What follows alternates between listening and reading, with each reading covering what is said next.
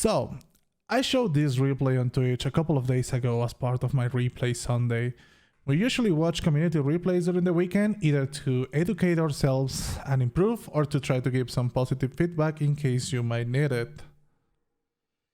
So, this is Felix Schultz, and I must say this is not an in-depth review of the line, nor the ship, but instead of a bit of a showcase of all the aspects that makes this really controversial line, in my opinion, in my really personal opinion, surprisingly good. This game, of course, is not mine. This is a replay from one of my mods and a member of the community, Ethereal. He is, and I must be completely clear right now, an excellent player, so keep that in mind while watching this video. Here we can see the glorious replay system working as intended. The captain build and equipment will be on screen in case you're looking for some orientation on how to build yours. So, as I said, Ethereal is a really good player, and after all the talk about how the new German DDs are apparently unusable or dead on arrival, as many have claimed, he decided to give them an honest try and make them shine, and boy oh boy, he managed to do it. And the reason I'm showing this is because I've seen this recent trend on a lot of content creators, or suffering the if it is not OP is trash kind of syndrome. And this refers to how often we tend to overly focus on certain statistics or weakness about certain ships and just take for granted that they will be good or bad based exclusively on those. In the case of recent lines, for example Vermont, most people heavily criticize the reload and armor scheme of said ship, even publishing videos about how it was pretty bad, and we all know how Vermont ended up.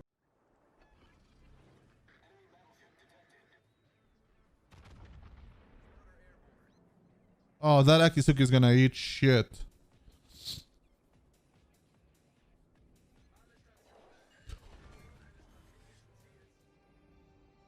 If that lands and is good, be ready to clip.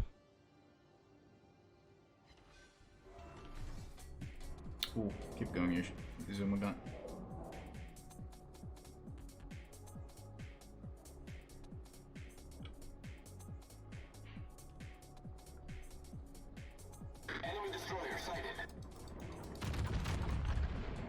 I got such good pen at this range.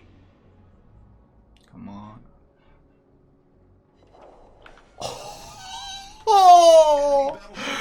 That's a news. That's some Slava damage right there. Jesus. So if you're liking the new German DD so far, know that you're not the only one, and it is fine to like him. So here we start to see a heavily overlooked tool from Schultz and most of the line, and that is of course the torpedoes. They are indeed really slow, but they trade that for a good concealment and an excellent reload, making them really scary for enemies and an excellent zoning tool that will sometimes catch people off guard. The engagement starts and you can see two really noticeable things from the main battery. The insane accuracy of the gun, second to none, and how hard the AP of these guns hits, consistently raking Musashi's superstructure for 5 or 6 or even K damage per salvo, which is a damage that is really hard to ignore, making battleships feel really uncomfortable, and forcing them to either focus on you and miss, as we will see, or trying to disengage to mitigate the damage from your spam.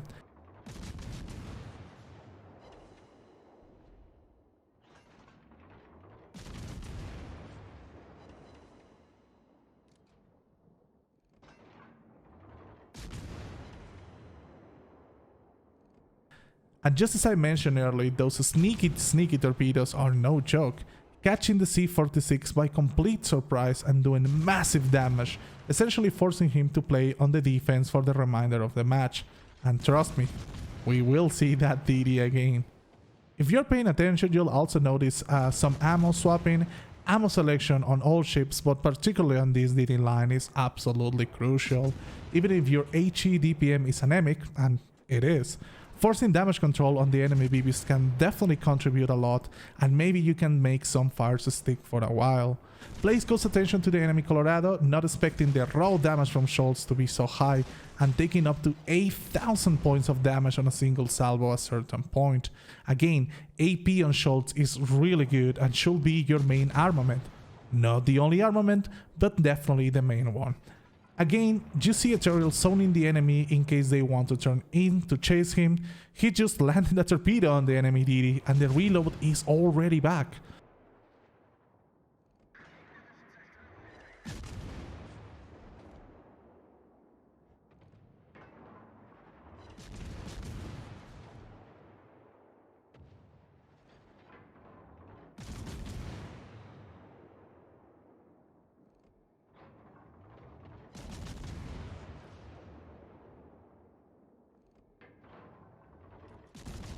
Colorado out of the way now, Ethereal proceeds to push and try to deny any kind of flanking strat from the enemy team, also pushing hard and advancing his team control of the map. If you're used to playing gunboats, you can probably recognize this style of gameplay on the likes of Kleber, Marceau, or even Khabarovsk.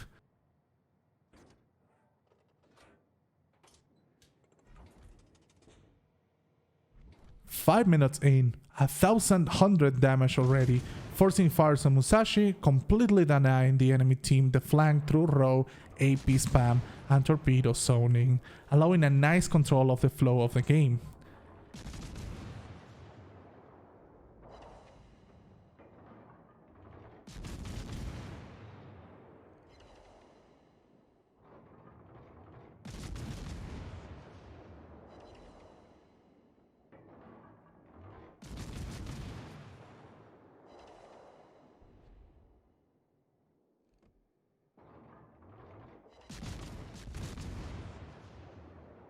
Drake now is trying to approach the scene to try to provide some artillery support on his teammates that they desperately need, since Yamato has definitely not the means to deal with such a high mobility target as the Schultz. And here it is, he is approaching and Drake is now finally getting in. Drake finally trying to pick up a fight to shut down the DD that has been constantly harassing his babies, and you're about to see Exhibit 1 on how not to deal with a cruiser killing DD. Since Ethereal is being constantly and carefully controlling the range of the engagement, playing at the very edge of his gun range, he has full control of the situations, and hence Drake gets completely outmaneuvered while still taking considerably damage. Ethereal dodges most of the salvos from the Drake, luring damage away from his teammate while at the same time punishing Drake with the help of the friendly shores and Fiji on the back.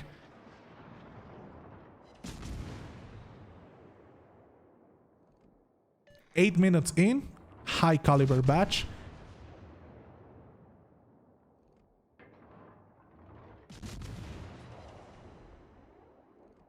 Drake is now desperately trying to disengage, but it's too late, and the friendly shorts lands the killing blow on the Drake, putting the enemy on a really tough situation on that flank, leaving the C-46 that took the torpedo earlier as the only somewhat effective way to stop Ethereal Schultz.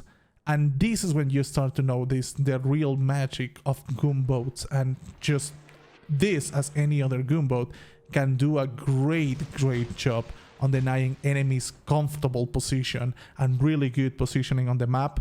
Any static cruiser, any static battleship will be of course punished for staying static, and especially with something with like Schultz, if you don't move, it will absolutely punish you for that. Set 46 is finally trying to pick up the fight against Ethereal. He responds going dark and launching torpedoes into the smoke. Again, torpedoes might not look like your best weapon available, but they're definitely a fundamental part of your kit and will allow you to control the pace and the distance of the engagements. You will see this during the replay over and over again.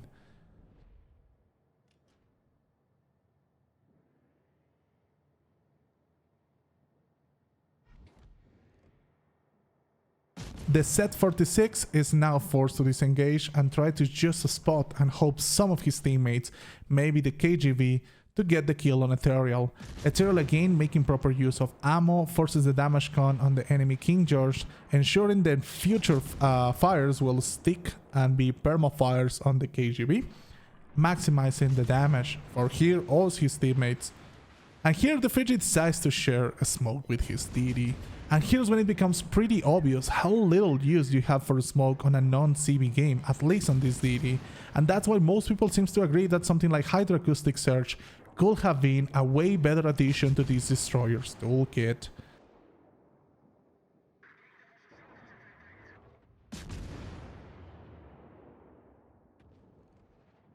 The AP doesn't stop, neither does the HE, and the punishment keeps going on and on. Another fire, 10 minutes, and already 200,000 damage so far.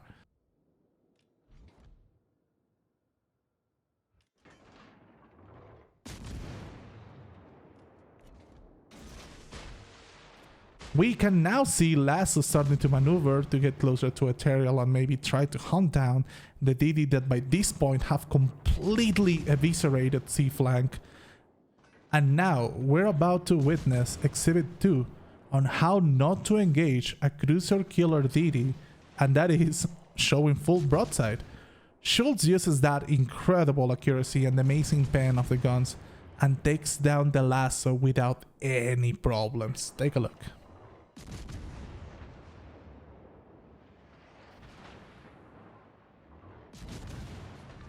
Ballistics absolutely on point. 6 out of 6 shells lands, 2 overpens, 3 pens, and a ricochet. One of those pens being, of course, a Citadel, absolutely obliterating the Lasso that has no opportunity to even react to that damage. And set 46 again, back for more. By this point, you already know how this is going to go. Set 46 will pop smoke, try to get a couple of salvos on Ethereal. Ethereal goes dark, launches torpedoes, locks set 46 on place, and now again the enemy destroyer is forced to retreat.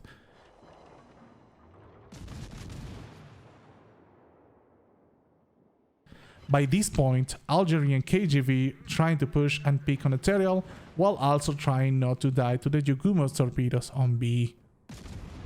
We see one of the few uses of smoke from Ethereal. Again, it's not really that the Schultz is one of those ships that really enjoys sitting on smoke and just mindlessly farming.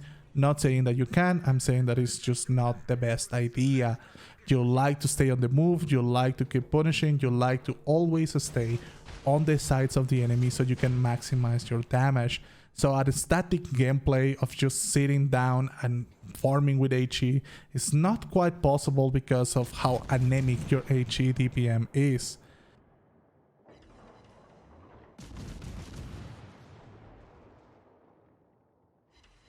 KGV goes down to the Riga. The game is definitely not looking good for the enemy team, despite them having for the longest of the time full control of the map and full control of the caps, and at least a lot of really advantage when it comes to points. They seem to be going down. At this point, Algeria is trying to hunt down Ethereal. After all, that's what cruisers do, right? Right? That's what they do. They do hunt DDs. Well, I mean, yeah, just not this DD. Before moving into Exhibit 3, honorific mention to Seat 46 and a last desperate attempt to fight Schultz, getting completely off guard and going down on a single salvo.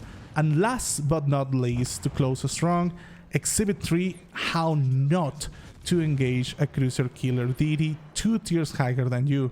And I want you to take a look on those 2 salvos.